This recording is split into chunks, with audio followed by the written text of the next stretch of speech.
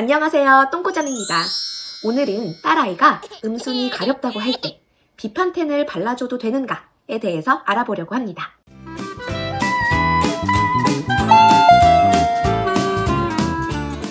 유아기 여자아이들이 종종 음순을 가려워할 때가 있는데요.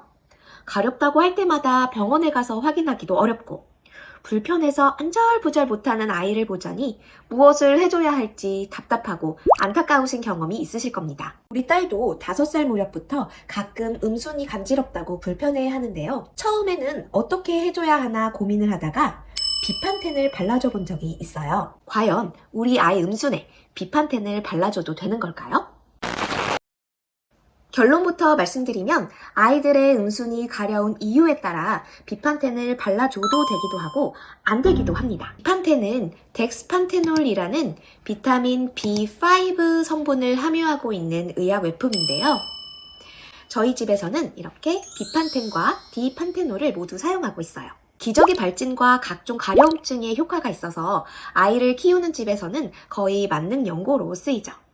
그렇다면 언제 발라줘도 되는 걸까요? 많은 아이들이 용변을 본 후 음순을 지나치게 세게 닦을 때 미세한 스크래치로 인해 가려움증이나 불편감을 느끼게 됩니다. 약한 음순 쪽 피부가 손상을 받거나 건조해지면서 간지럼증이 유발되는 거죠.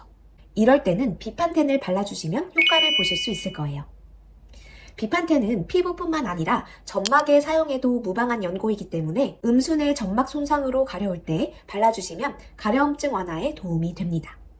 그럼 비판텐을 바르면 안 되는 경우는 어떤 경우일까요? 바로 감염증일 경우입니다. 유아기 아이들에게도 생식기 감염증이 생길 수 있는데요. 유아기 여자아이들에게 자주 발생하는 대표적인 생식기 감염증은 요로감염, 외음부질염, 칸디다 질염, 요충 감염 등이 있습니다. 감염증이 있는 부위에 비판텐을 사용하면 세균이나 곰팡이가 오히려 더 증식할 수 있고 비판텐이 염증으로 인한 불편감을 줄임으로써 감염증의 치료 시기를 놓치게 할 수 있다는 우려도 있습니다. 그런데 아이가 가려워하는 증상만 보고 원인을 알아내기가 어렵잖아요. 원인을 알아야 비판텐을 바르냐 마냐가 결정되는데 도대체 원인이 뭔지 부모가 어떻게 아느냐 이렇게 말씀하실 수 있는데요. 일단 가렵다고 하면 따뜻한 물로 생식기를 씻어주세요.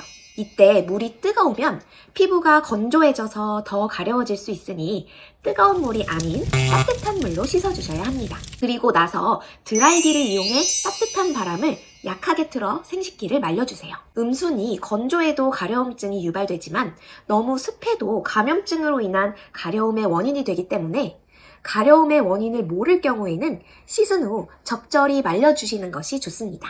그래도 가렵다 하면 아이에게 연고를 바르는 과정과 이유를 충분히 설명하고 동의를 구한 후 가려운 부위에 비판텐을 발라줘 보세요. 하루 이틀 정도 이렇게 관리해도 가려움증이 나아지지 않거나 소변 볼 때 불편감 또는 발열감 등 다른 증상과 동반이 된다면 병원에 가시면 됩니다. 여기서 중요한 점이 비판텐을 바르기 전 아이에게 충분히 설명하고 동의를 구해야 한다는 점인데요. 연고를 적용하는 부위가 생식기다 보니까 아이가 바르기 싫다고 하는데 억지로 음순을 벌려 비판텐을 바르면 아이의 성적 자기결정권을 훼손하는 꼴이 됩니다. 아직 어린 우리 아이에게도 성적 자기결정권이 있다는 사실을 꼭 고려해 주세요. 지금까지 아이의 음순이 가려울 때 비판텐을 발라줘도 되는가에 대해서 알아봤는데요. 아이가 불편해하면 뭐라도 해주고 싶은 게 부모님의 마음이죠. 이 영상이 부모님의 고민과 궁금증 해결에 조금이라도 도움이 되었으면 좋겠습니다. 똥꼬잠은 다음 영상으로 또 찾아뵙겠습니다. 감사합니다.